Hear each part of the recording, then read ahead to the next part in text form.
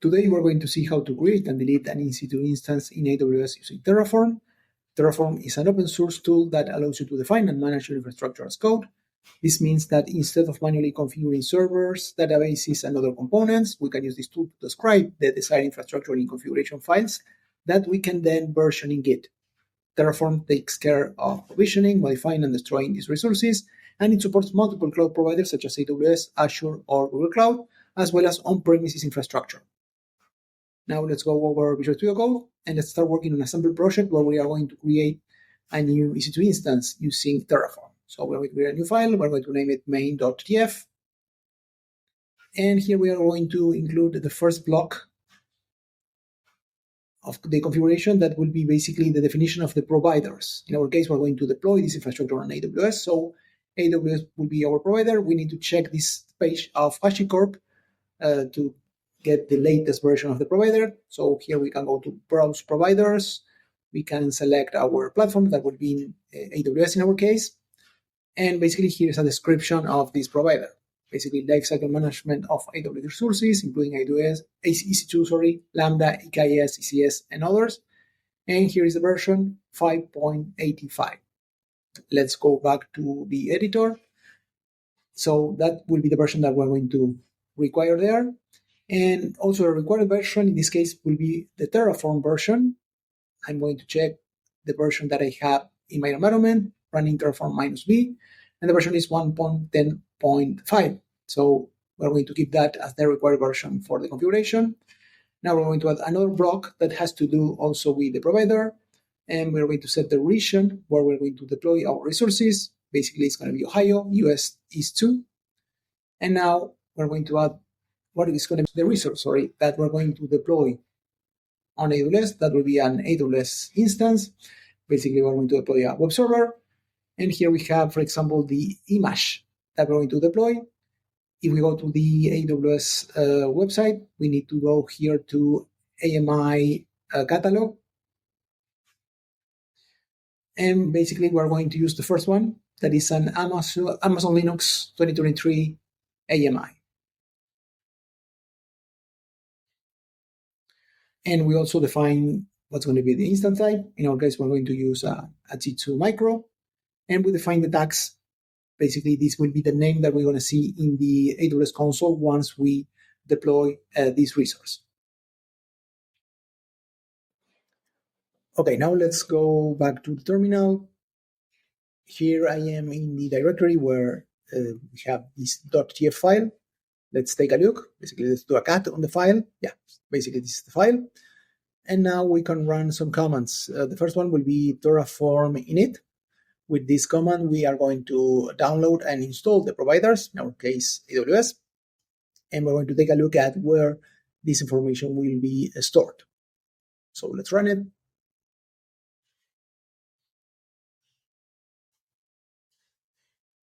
And here we have initializing the backend, initializing provider plugins, installing HashiCorp AWS and the version that we defined, 5.85.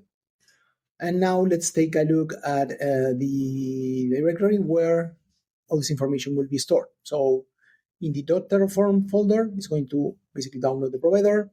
And in this file, terraform.log.hcl is going to put the latest version of the plugin, or basically the version of the provider that we installed. Let's do a cat on this file. And here we can see the version. And we also see some hashes that has to do with the download of the file. Okay, there are some other commands such as the formatting of the configuration file. For that, we can run Terraform fmt or format. Let's run it. Now let's go back to the editor. I'm not sure if we make any changes here, but basically we can make sure now that the format is correct. And now we can check the configuration to see if the configuration is valid. And for that, we can run Terraform validate. Let's run it. And we're going to get success. Basically, we are sure now that the configuration is valid. Let's make a change here. So we get an error when we validate it.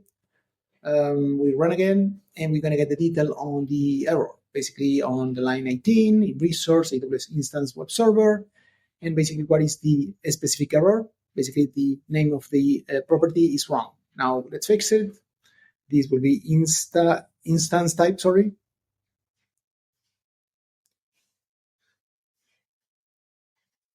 Okay, and now we can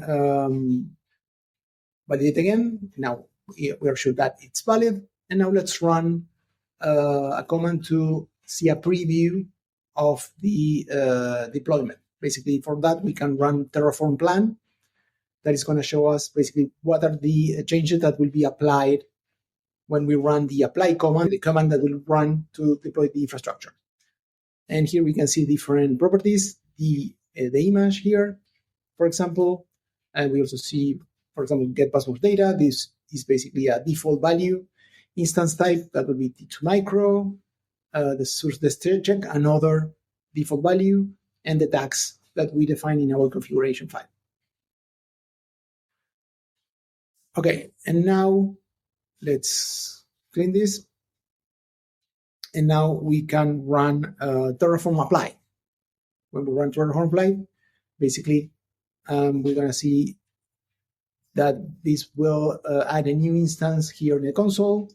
So now we don't have any instances, EC2 instances running. So if we run Terraform apply,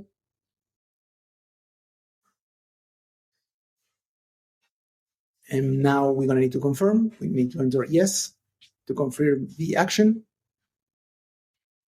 And now we're going to see a new EC2 instance in running state. As we can see here, we have the instance, state as running, status check initializing, and we're going to see the name that will be the web app, the name that we define in our tags from our configuration. Okay, let's go back. And also from the terminal, we can check the status by running Terraform show. And this will basically print out all the details of the instance, the AMI, the AURN. Is going to print out the availability zone, that is US is 2A.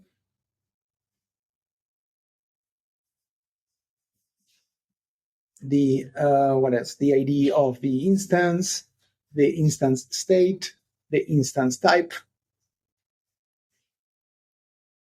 the private IP, the public IP, the private DNS, the public DNS as well, the subnet where this instance will be deployed, and some other details about the EC2 instance. Okay, and now we can remove or destroy this instance by running another command using Terraform. That will be Terraform destroy. We need to pass a target. That will be our instance. Basically, we need to put a path in our configuration file.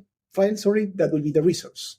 It's going to be AWS instance dot web server. So let's enter it here, AWS underscore instance dot web underscore server. We run this. We need to confirm the action. And now if we go back to the console, we're going to see that the instance will change the state to shutting down. We need to remove the filter. And as we can see here, the instance state will be shutting down. So our EC2 instance will be terminated. That will be the final state of the instance. The command is still running here. And now as you can see here, the status is terminated. And if we run Terraform show, we're going to see that there are no other instances running because we don't have any other resources. And that's pretty much it. So now what we're going to do is we're going to mock this EC2 instance, basically this resource I'm selecting here, and we're going to test some assignments of some of these properties. So for that, I'm going to create a new folder. I'm going to name it the tests, and I'm going to include a new test file there. That is going to be website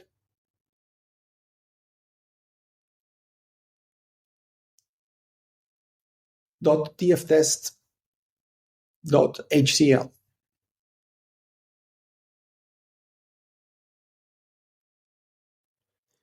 Okay, and here what I need to do first is I need to mock the resource, basically the EC2 instance, which definition is here. And so for that, I need to use override resource. And I need to set the target of the resource that I want to override or mock. And in this case, it's going to be this resource. So basically, AWS underscore instance dot web underscore server. So I'm going to set it here, AWS instance dot web underscore server. Okay, now using that mock that we defined, I can start creating the tests. And for that, I need to include a run and the name of the test. I'm going to name it check website tags. And for this test, I'm going to test basically the assignment of this tag into the instance. First, I need to add an assert. And within this assert, I need to include two things: the condition, and that in this case going to be basically the condition around the tags of the instance, AWS instance dot web underscore server. This is basically the identifier of the EC2 instance I'm mocking, dot tags. And here I need to look for the name attribute of the tags and compare this with the value that I expect to be here. That is basically web app. And now I need to add an error message in case that the condition is not met. So in this case, we're going to include a message that is going to say invalid name tag. Okay, now let's add another test, basically to check the website instance type. So I'm going to name it check instance type. And I need to add an assertion again with the condition and the error message.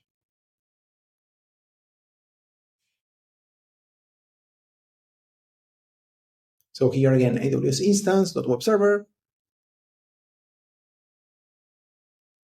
Basically, here we check the instance type. So this will be instance type equals to T2 micro. And now we add the error message. Basically invalid instance type in case the condition is not met.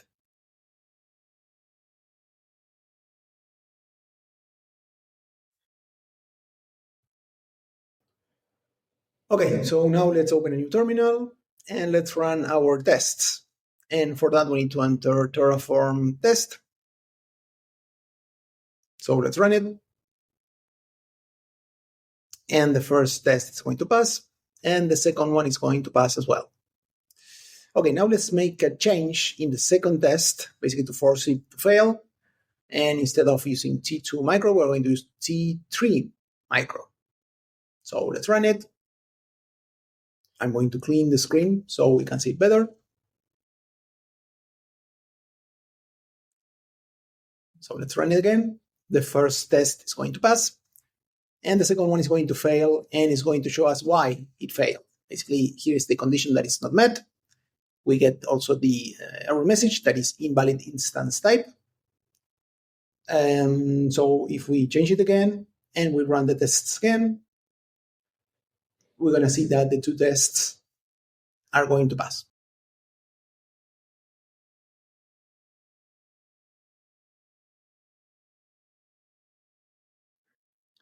In a previous video, we created a new EC2 instance on AWS using Terraform, and this is the configuration file. In the first block, we assign the provider, that is AWS, and the version, that is 5.85. After that, we define the version for Terraform. In the next block, we assign the region where this EC2 instance will be deployed. And in the last block, we assign the different properties for the EC2 instance: the image, the instance type, and the name of the instance. But if we take a look at the resource, basically we assign this value, we hard-coded these values. So this works, but it's not the best practice. And there is a better way that is using variables. So we define a variables file, we include the variables there, and we can reuse those values or those identifiers from multiple files if needed. So I'm going to create a new file, and I'm going to name it variables.tf.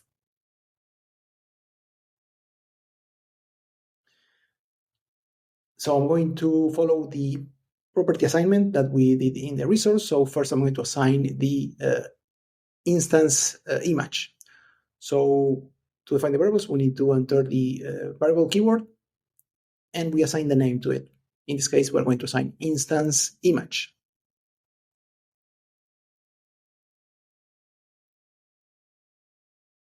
And then we're going to assign the instance type and finally the instance name. So we need to enter a description for this variable. This will be value of the AMI for the EC2 instance. Then we're going to assign the type. That will be a string. And a default value that we're going to get from the value that we already hard-coded as the AMI for the instance. Okay, and now I'm going to paste the instance type variable and the instance name variable. Okay, now that we have all the variables defined, let's go to the configuration file and let's assign these values, replacing the hard-coded ones. It's pretty simple. We use the keyword var, dot, and the name of the variable. The first will be var dot instance image.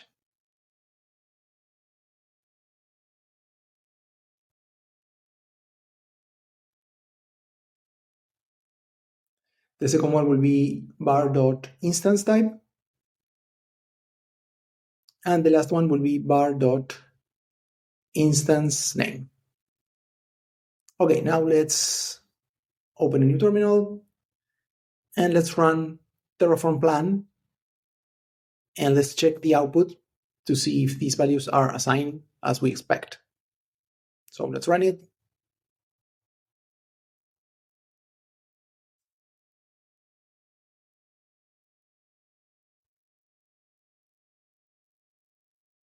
And now let's take a look at the output. So the first one will be the AMI. That's the value we assign. Then we have the instance type, C2 medium. Let's check the variables. Yes, C2 medium is the value that we assign there. And finally, let's check the tags, in particular tag, the name tag, that is web app. Yes, that's the value we expected. Great, now let's make a change in the variables to see if when we assign them again, the value is the value we expect. So this will be T2 micro. Now let's run Terraform plan again. And now let's take a look at the output. Let's check the instance type. And yes, as we can see here, T2 micro is the value as we expected. Okay, let's talk about Terraform outputs. Terraform outputs are how you get information out of your Terraform configuration after it is applied. Think of them as the results or return values of your infrastructure code. They let you expose specific values like IP addresses, host names, or other critical details so you can use them elsewhere. Okay, what are the main use cases for Terraform outputs? The first use case would be accessing dynamic values, so we can get information like IPs or host names that are generated dynamically during provisioning. Other use case would be module communication to share data between different Terraform modules, external integration to feed data to other tools for automation, and human understanding to provide a summary of key infrastructure details. Okay, now let's switch over to Visual Studio Code. Okay, now let's set up the outputs. So for that, I'm going to create a new file. The name would be outputs.tf. And here we're going to specify what are the return values that we want to get from the output when we apply the changes, when we provision the infrastructure by running Terraform apply. So this is pretty similar to the variables definition with a different keyword. In this case, instead of using variables, we're going to use output, and we need to specify the name. So here we are working with an EC2 instance. So I want to get things like, okay, what is the private IP, the public IP? What is the specific availability zone where this instance is deployed? So here we define what is the region, but the actual availability zone within that region is assigned dynamically during the provisioning. So let's enter that first value. This will be website availability zone. And here we need to set three properties. The first one will be the description. This will be availability zone of the web server. Then we need to specify what is the value. And for that, we need to use the path to the resource. So this will be AWS instance.webserver, and then the property name, that in this case will be availability zone. And finally, we can specify here if this value is sensitive or not. If this is a value that we want to hide from unauthorized access, in this case, we're going to keep it as false. And here I have a couple of other outputs. I'm going to paste them here. The first one will be the website public IP. Again, with a description, public IP of the web server, the property that will be public IP, and we also set this field as non-sensitive or public, let's say. And finally, I define the output to get the private IP of the EC2 instance. So I define the description as private IP of the web server. I assign the private IP property to get it back. And I define this property as sensitive. So we're going to see the differences between setting up this value as true or false in a few seconds. Okay, now that we have our outputs defined, now let's go to the terminal and let's run Terraform apply. Okay, before applying any changes on AWS to create our EC2 instance, let's go to the AWS console. And let's check here that we don't have any instances here. Let's make sure that we are in the right region. Let's go back to Visual Studio Code. Here we define that the region would be US East 2. So we need to set that region as the active one. That will be Ohio. So I'm going to switch to that one. And here we don't have any instances running. Let's switch back to Visual Studio Code. And from here, we can run Terraform apply.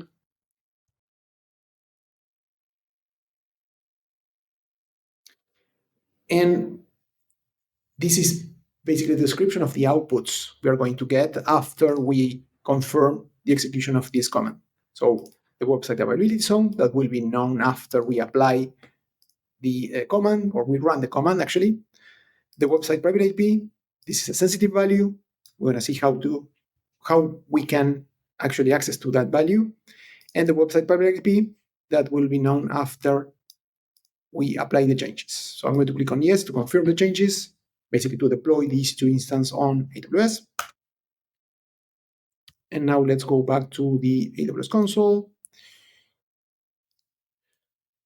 Okay, now as you can see here, we have our instance that is being created with the pending state. Now it's running and the status check is initializing.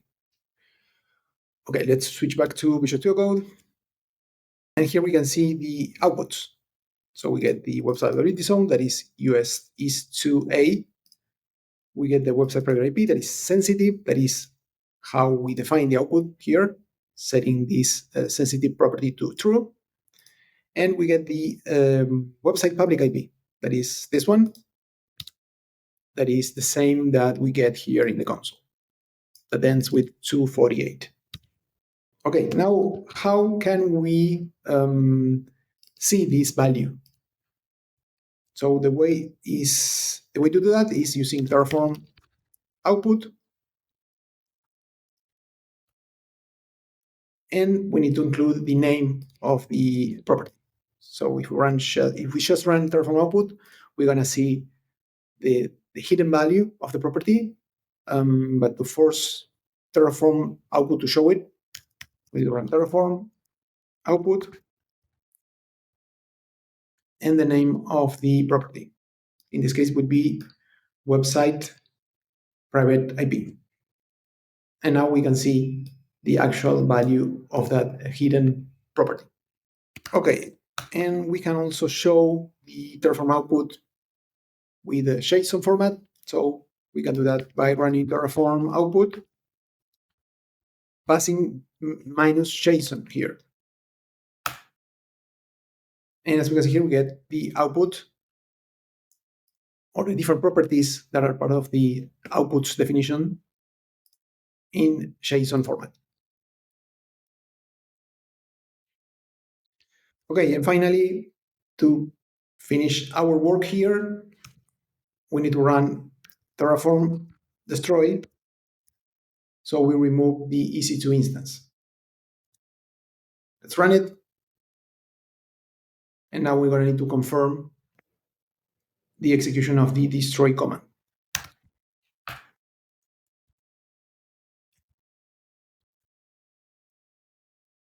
And now we should see the change of the state of the EC2 instance. As we can see here, it's shutting down until it is terminated. Okay, now the status is terminated. So that's pretty much it. Terraform tests validate code behavior by defining expectations about infrastructure and automatically checking if they are met. Tests are written in the same language as Terraform code, making them easy to run and use. They can be run locally or as part of a continuous integration pipeline. Terraform creates an ephemeral infrastructure for tests by using a separate workflow that is independent of the plan or applied workflow, so tests don't change any state files. This workflow creates temporary resources that are used to test the code, and once the tests are completed, the ephemeral infrastructure is destroyed. This ensures that the tests do not affect the existing infrastructure. This is the Terraform configuration file that we're going to test, where in the first block, we set what is going to be the provider. In our case, it will be AWS, and this is the version.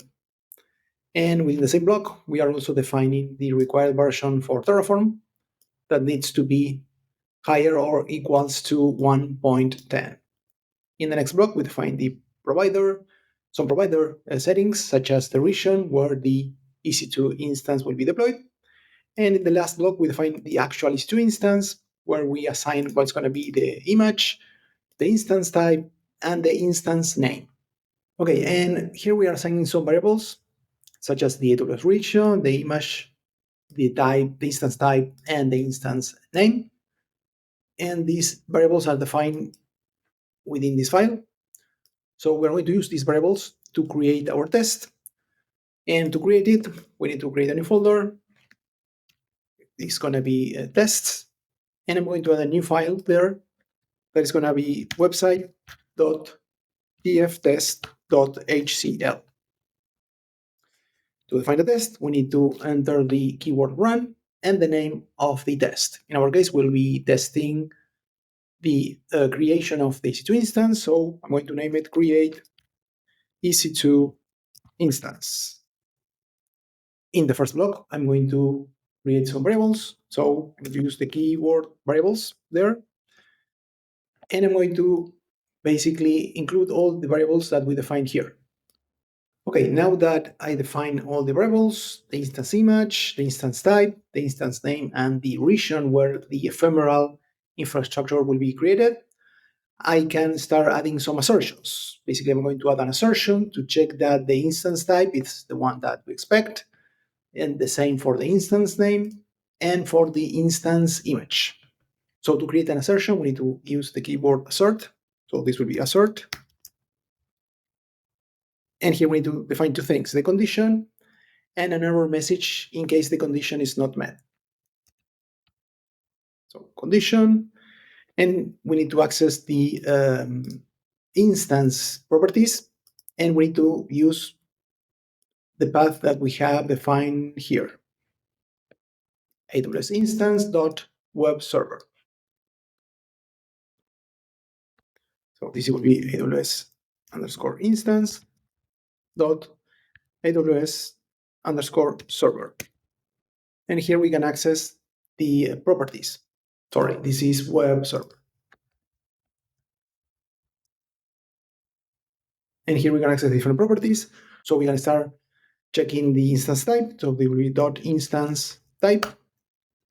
And we compare that with the value that we define in the variables. So this will be var dot instance type.